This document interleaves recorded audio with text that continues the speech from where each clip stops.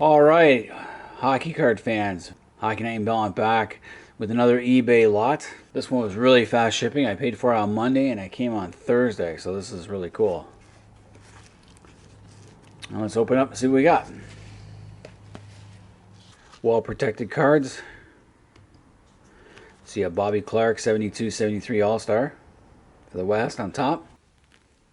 All right, so we got the 72-73 NHL All-Stars West, center Bobby Clarke. He had 37 goals, 67 assists for 104 points that year. So in 73, this was when Montreal won the Stanley Cup. Philadelphia would win in 74-75 before Montreal went on their 4-year run. So Philadelphia was becoming a good team, but not yet a great team. Next up, we got Phil Roberto. Not sure if this is a rookie card, I'll check. This is probably the best hockey card I've ever seen in my life. Phil Roberto is the guy with his fist in the air. And the guy he's punching is a goalie. And the goalie is Billy Smith of the Islanders. Billy Smith must have pissed him off big time because he grabbed him and threw a couple of punches before the refs and other players jumped in.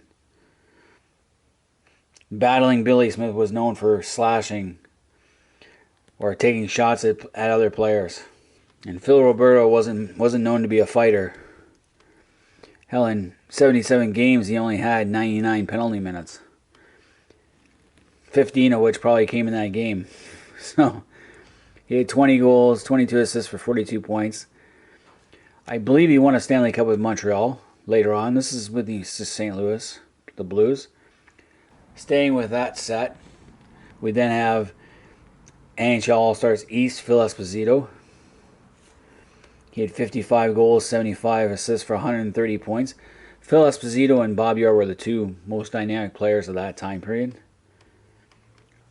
Both Orr and Esposito set numerous records during the early 70s. And then I have defenseman Paul Turbinchi from the Sabres. Never heard of this guy. This card's not in very good shape. It's got some creases in it. He played 42 games and only had 7 points, so not exactly a household name.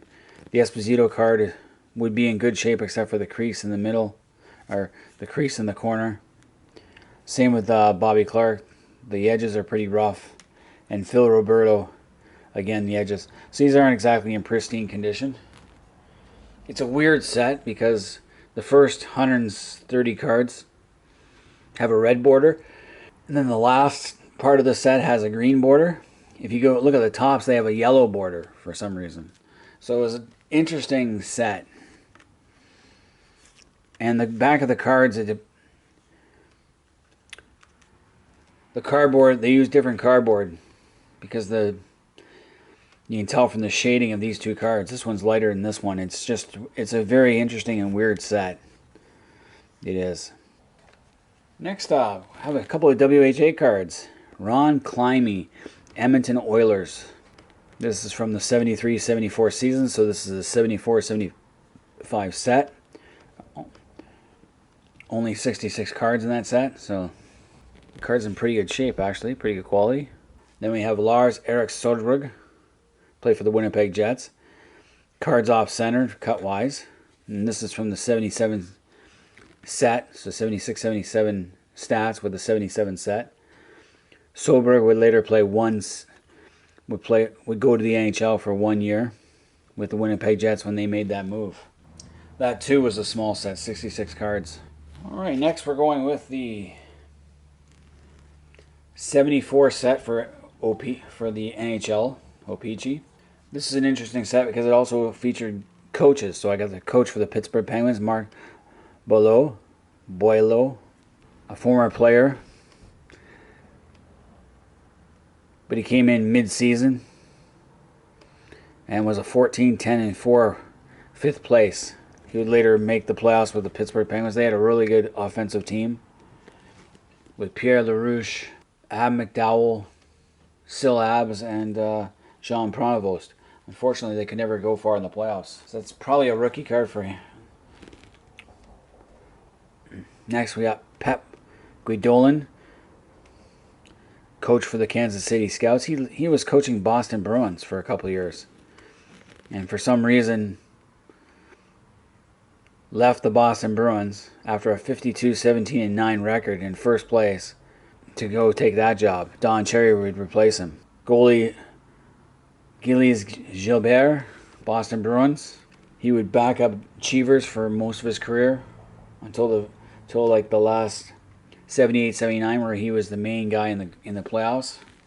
Lafleur scored that huge goal to tie the game in Game 7 of the semifinals. Gilbert was in net for that one.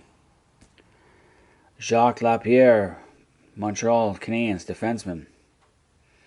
Excellent player. Won a lot of Stanley Cups with him. Derek Sanderson, New York Rangers. He'd won a couple of cups with the Boston Bruins. Was known for a wild man. Real party guy. He also played a little bit in the WHA and bounced around a lot of teams after his Boston days. New York Rangers team leaders. Rod Gilbert led the team in goals with 36. Brad Park with assists, 57. And Brad Park, a defenseman, led the team in points with 82. They did something interesting where they had the scoring percentage. So Gilbert had a 21.4 scoring percentage. This was before the Esposito trade, because Brad Park would go on to the Boston Bruins. It was Middleton and Brad Park to the Boston Bruins for Esposito and Carol Vodney, I believe. Then last I have the Conn Smythe Trophy, which Bernie Parent won. Flyers was the winner. So this was the year that the Philadelphia Flyers won their Stanley Cup, their first Stanley Cup in '74. And it was the first of 2 Stanley Cups and the first of 3 straight finals for the Philadelphia Flyers. So that's pretty cool for him. He won, I believe he won both Conn Smythes with them.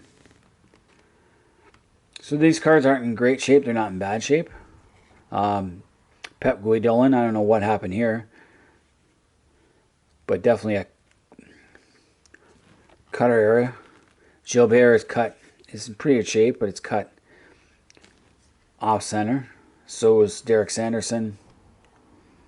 We got some soft corners on some of these, but an interesting set because it had the coaches. So Don Cherry has his own card too. It'd be Don Cherry's rookie card. So a couple of interesting sets. Phil Roberto card is my favorite, simply because it shows a fight scene, which is very rare in hockey cards. They don't show a lot of fight scenes. And the fact that he's beating up on a goalie, Billy Smith, is great. It's awesome. Anyway, any hockey cards enthusiasts, let me know if you guys got that Phil Roberto card. What do you think of it? And leave comments in the comment section. Until next time, this has been Hockey Night in Belmont.